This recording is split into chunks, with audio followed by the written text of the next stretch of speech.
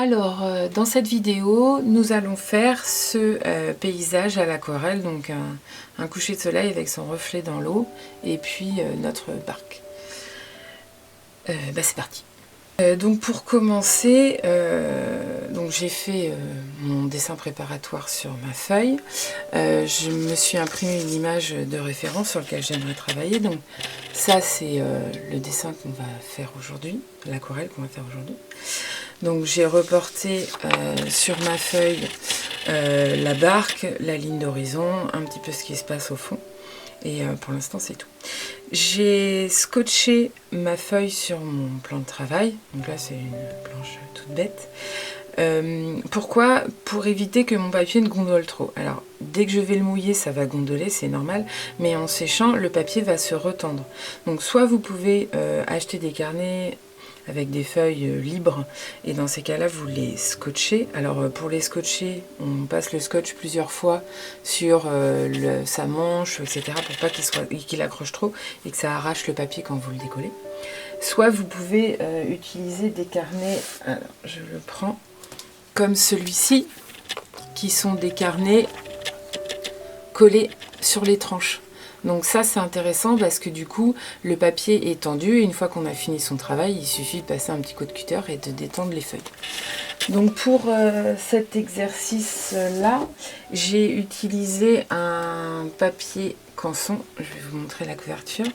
Donc c'est de la gamme Héritage, c'est un papier 100% coton, 300 grammes, en grain fin. Pourquoi c'est important la qualité du papier? Pour l'aquarelle, dans ce sujet-là, donc qui est un ciel avec son reflet dans l'eau, on va travailler dans l'humide pour faire des fondus. Le papier 100% coton, c'est un papier qui supporte très bien les fondus.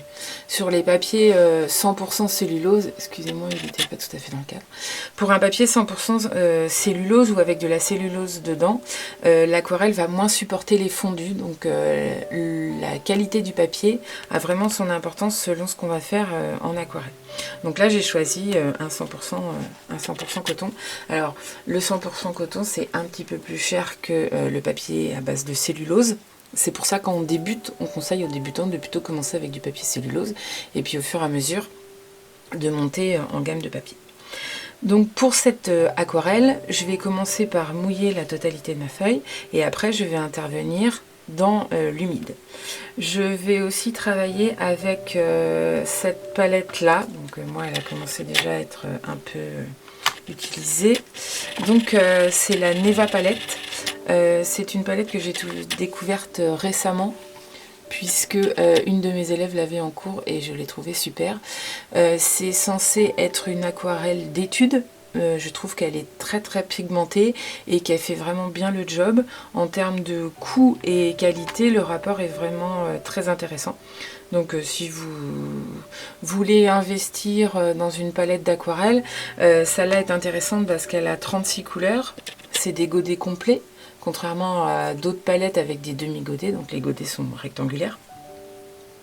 Et puis les couleurs sont intéressantes. Alors moi j'hésite pas, elle est fournie avec une petite feuille pour faire les tests de couleurs, pour m'y retrouver, parce que vous pouvez remarquer que les godets sont plus sombres. Donc c'est intéressant d'avoir sous le nez. Et moi j'ai collé ici une partie de l'emballage, tout simplement parce qu'il y a le nom des couleurs et il y a également leur composition. Le nom du pigment, comme on peut le voir, mais aussi l'opacité, la tenue à la lumière, etc. Donc ça, c'est des informations quand on débute, on est un peu perdu, mais c'est intéressant de les garder dans un coin parce que vous pourrez vous y référer plus tard, notamment par exemple sur l'opacité des couleurs, ce genre de choses, on aura l'occasion d'y revenir. Donc voilà. Donc je vais commencer par mouiller ma feuille. Donc pour cet exercice, j'ai sélectionné des pinceaux que je peux utiliser. Donc ces trois-là sont des pinceaux à la vie. Donc c'est des pinceaux qui retiennent beaucoup l'eau. Donc on les plonge dans l'eau et ils retiennent beaucoup l'eau. Et puis celui-ci c'est un pinceau plus fin qui va me permettre de faire les détails parce qu'une fois mouillé, il a une pointe très fine. Pour la taille des pinceaux, je ne pourrais pas vous renseigner pour ces deux-là puisqu'ils n'ont pas d'indication sur le manche, je ne sais pas comment j'ai récupéré ça. Mais pour celui-ci, c'est un pinceau Raphaël, la gamme 803 qui est leur gamme un petit peu best-seller pour ce qui est des pinceaux d'aquarelle. Donc je vais prendre mon pinceau, donc celui-ci. Alors pour travailler l'aquarelle, moi j'ai 3 pots d'eau. Donc il y en a 2 que j'utilise pour nettoyer mes pinceaux quand ils sont chargés de peinture. Donc pour les eaux les plus sales, donc un pour les couleurs sombres et un pour les couleurs un peu plus claires. Et sinon un pot d'eau transparente qui sera propre et que je réutiliserai pour quand j'ai besoin d'eau pendant mon travail. Donc au début on n'hésite pas, on mélange, on secoue bien son pinceau dans le pot pour qu'il se charge bien dans l'eau parce que les poils sont très fournis. Et après je viens mouiller ma feuille. Donc ce qui est intéressant quand on est dans cette étape, je suis pas sûre que vous le verrez bien à la caméra, c'est de pouvoir s'éloigner un peu de sa feuille, de se pencher pour voir la luminosité qui se reflète dans la surface humide. Ça nous donne une indication à quel moment on peut commencer notre travail de fondu. Là je mets beaucoup d'eau, d'ailleurs on le voit, hein, si j'attends, la goutte elle tombe. Donc ça veut dire qu'il y a vraiment beaucoup d'eau dans mon pinceau. Donc j'hésite pas, je viens très largement mouiller ma feuille. Donc vous remarquerez que je mouille totalement mon sujet, même l'endroit où il y a les barques, parce que c'est des tout petits détails. Donc si par exemple la barque était plus claire, je pourrais mettre du fluide de masquage pour garder le blanc du papier. Ma barque étant plus sombre, je vais plutôt utiliser un petit sopalin pour éponger aux endroits où il y a ma couleur. Et puis comme ça m'évite d'avoir des contours un peu trop marqués autour de ma barque. Voilà, je continue à poser mon eau. Donc là j'ai de l'eau sur la totalité de ma feuille. Donc faites attention, des fois on a des petites peluches. Voilà. À côté de ma feuille, vous le voyez sûrement, j'ai un tissu ici un peu sombre. Ça me permet d'essuyer mon pinceau.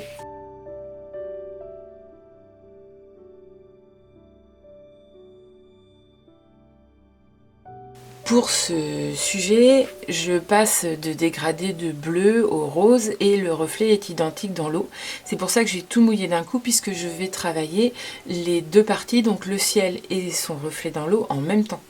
Ça me permet d'avoir les mêmes couleurs. Et une fois que j'applique par exemple les rosés, si je fais un mélange dans ma palette, je vais avoir la même couleur de rosé partout. L'avantage du papier 100% coton, c'est qu'une fois humide, il prend beaucoup plus de temps pour sécher. C'est-à-dire qu'il va rester humide plus longtemps. Et du coup, on va pouvoir travailler dans l'humide plus longtemps, ce qui est plutôt intéressant.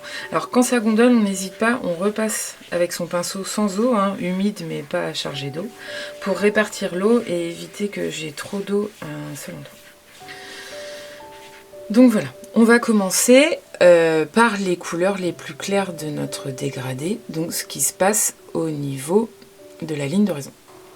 Donc j'ai du jaune, donc je vais prendre du jaune sur ma palette, donc je commence par un petit jaune un peu jaune citron, donc je charge sur mon pinceau et je vais venir doucement poser ma couleur sur mon ciel. Voilà. Et en dessous, légèrement, comme ça, mais ce sera un petit peu plus orangé. Je nettoie mon pinceau dans mon pot. Après, je reviens avec un orange. Alors, on n'hésite pas, j'ai toujours un petit bout de papier sous la main, du papier aquarelle, pour pouvoir venir tester les couleurs, pour pas me tromper dans mon application. Là, je viens mettre mon orange, et en dessous également. Je viens frotter pour répartir ma couleur. C'est intéressant aussi, là j'en ai un autre pinceau, donc je vais juste l'humidifier et celui-là, je l'essuie pas mal. Voilà, il est humide mais pas chargé de couleur. Et ça va me permettre de répartir voilà, ma couleur. Je peux m'aider de ce pinceau-là pour faire un peu mes mélanges.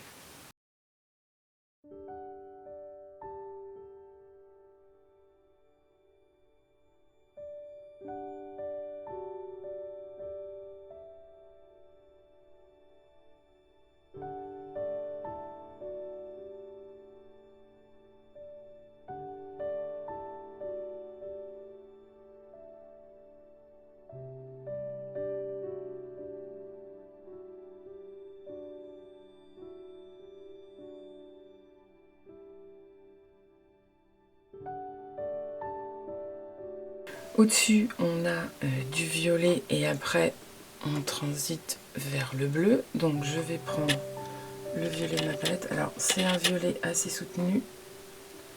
Si je ne me trompe pas de côté. Voilà. Donc, on n'hésite pas.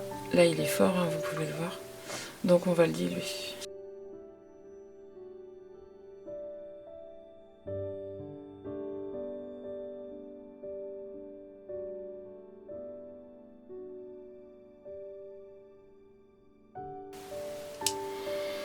Et après, je vais passer sur mon bleu.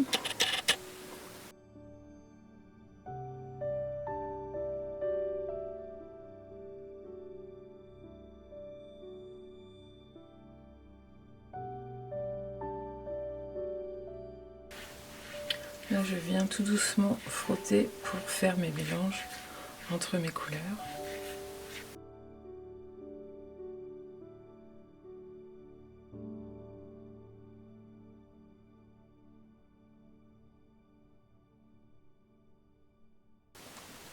Et je vais pouvoir attaquer un peu plus mes détails par ici.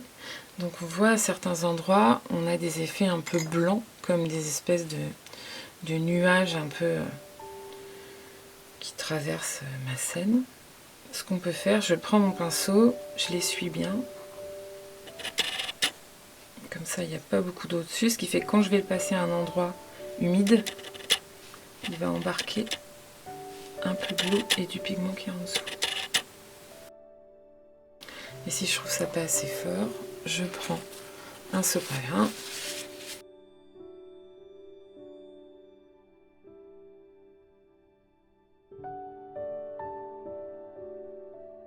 Je vais pouvoir venir faire mes nuages.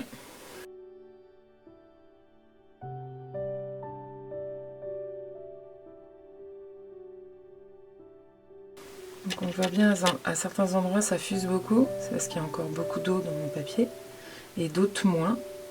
Donc dans ces cas-là, on peut attendre un petit peu pour que ça sèche un peu plus et puis réintervenir. On voit d'ailleurs quand on regarde sur le côté, quand je me penche, il y a des endroits, ça commence à être plus sec et d'autres c'est encore humide.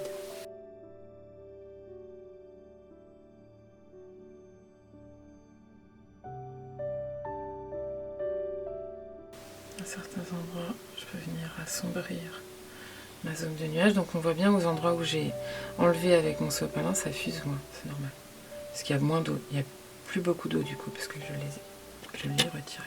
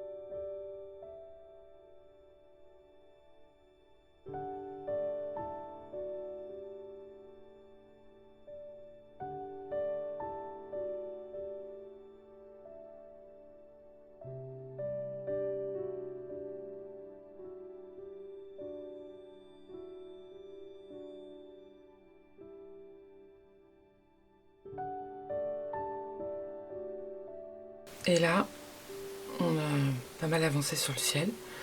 On va peut-être rajouter quelques petits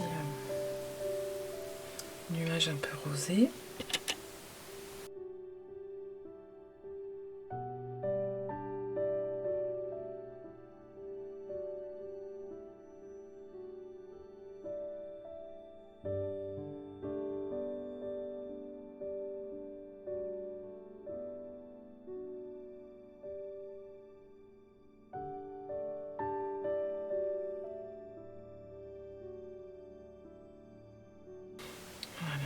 Et on laisse sécher.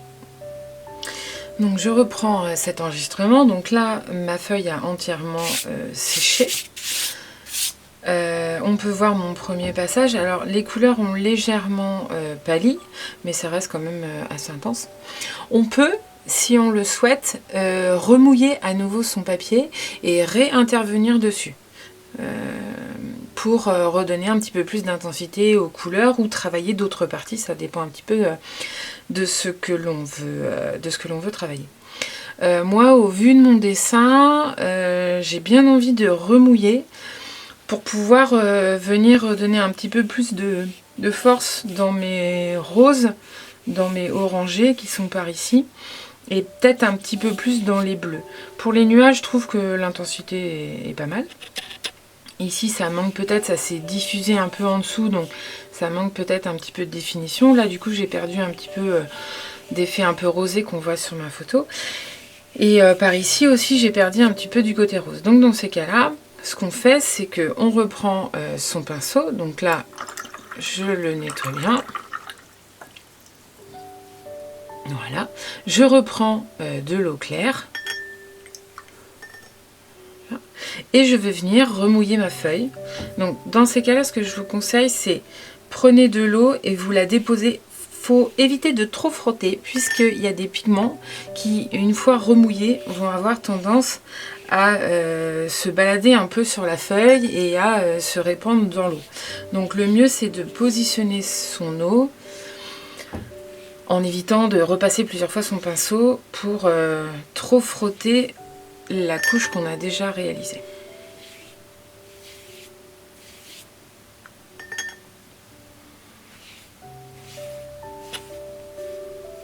Alors comme vous pouvez le voir sur la gauche de l'image, j'ai nettoyé un peu ma palette, donc ça va être un peu plus propre.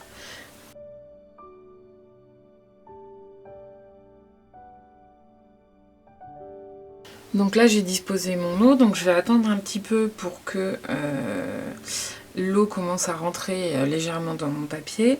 Donc dans ces cas-là, ce que je fais, c'est que je me positionne en arrière ou sur le côté pour voir ma feuille un peu plus sur la tranche et du coup pouvoir voir ce qui brille. Donc là on peut voir que le papier brille beaucoup, l'eau est encore très en surface et du coup je vais attendre un petit peu pour que l'eau commence à s'imprégner un peu plus.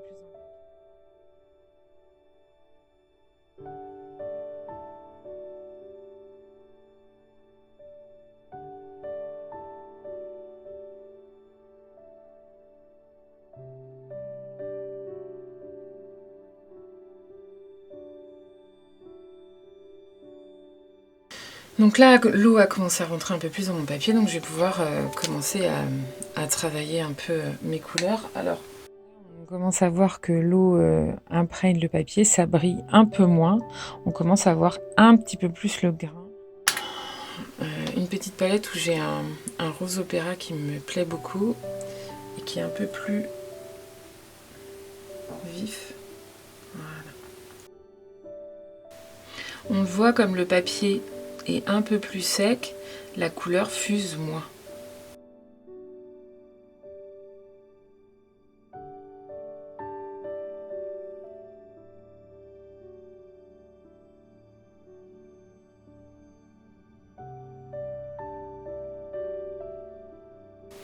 Je vais éviter d'aller sur ma barque puisque je viendrai retravailler dessus après. Il y a des couleurs qu'on aime plus ou moins. C'est pas vraiment une couleur que j'aimais, puis que j'apprends à apprécier de plus en plus de par sa vivacité. Donc comme j'ai attendu un peu que mon eau s'absorbe dans mon papier, la couleur fuse moins, donc je peux me permettre de m'approcher un peu plus de ma ligne d'horizon.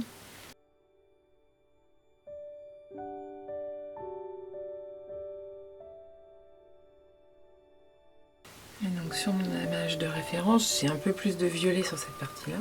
Donc je prends le violet de ma palette, donc qui est très très fort. Je vais le diluer donc à l'aquarelle pour diluer une teinte, l'éclaircir en quelque sorte, on met de l'eau dedans.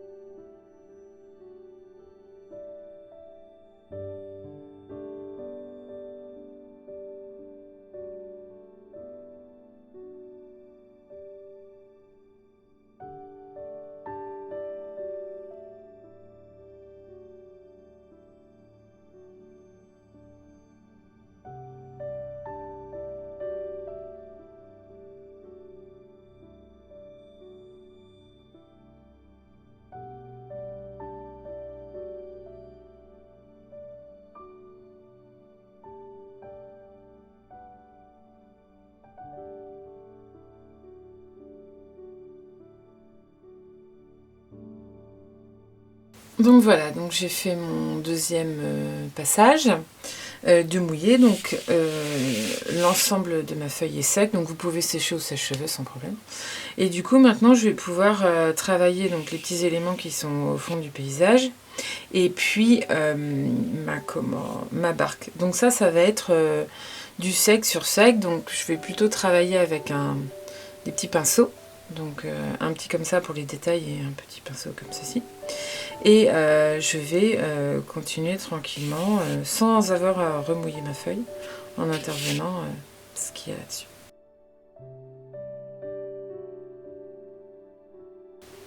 Alors sur ma photo c'est une partie très sombre, moi j'aime pas trop travailler le noir, je préfère composer ma couleur sombre avec des couleurs que j'ai dans ma palette.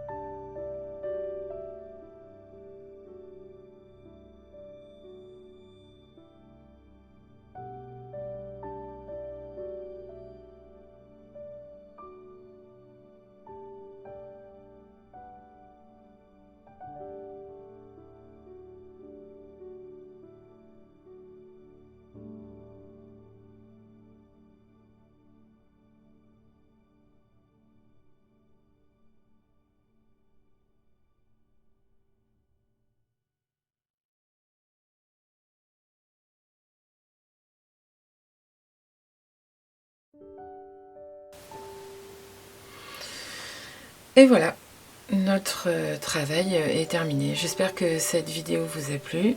N'hésitez pas à me laisser des commentaires si vous avez des questions et si des petites pistes d'amélioration puisque c'est mes premières vidéos. Donc voilà, je vous remercie beaucoup et je vous dis à bientôt.